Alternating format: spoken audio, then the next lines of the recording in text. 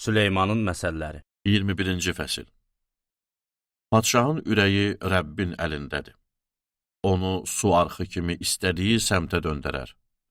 İnsanın yolu öz gözündə düz sayılar.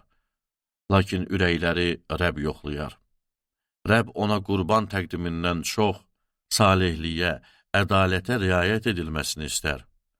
Təkəbbürlü baxış, lovğa ürək pislərin işığı və günahıdır. Çalışqanın niyyəti xeyir gətirər, tələsən ehtiyac içinə düşər. Yalançılıqla qazanılan xəzinə havaya yayılan sis dumandır. Bir ölüm tələsidir.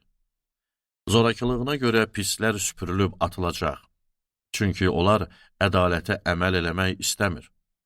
Günahkarın yolu dolaşıqdır.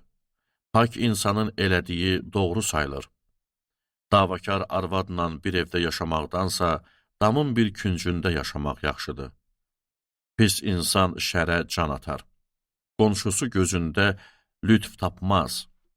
Rişxəndçini cərimə eləsən, cahil bundan hikmət alar. Hikmətli ibrətdən bilik qazanar. Salih insan pislərin evi barədə düşünər.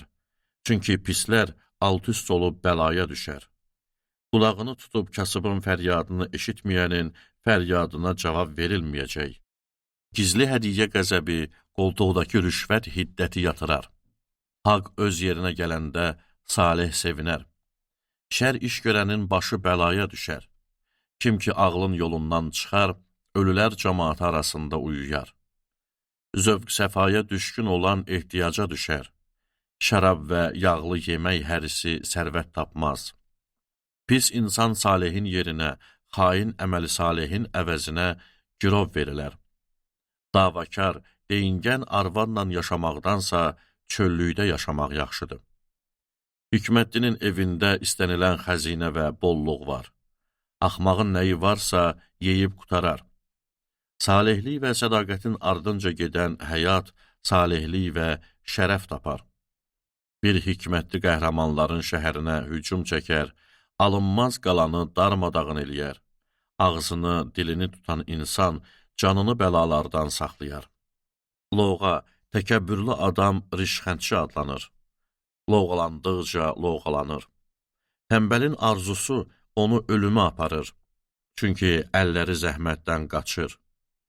Tənbəl bütün gün çox şey arzulayar. Salih isə əsirgəmədən arzuqa paylayar. Şər adamın elədiyi qurban iyrəncdir. Pis niyyətlə təqdim olunarsa daha pisdir. Yalançı şahid həlak olar, söz eşidən həmişə danışdırılar.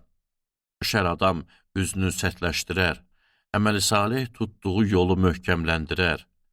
Heç bir hikmət, dərrakə, ibrət Rəbbin qarşısında dayana bilməz. Atlar döyüş günü üçün hazırlanar, amma zəfəri Rəbb qazandırar.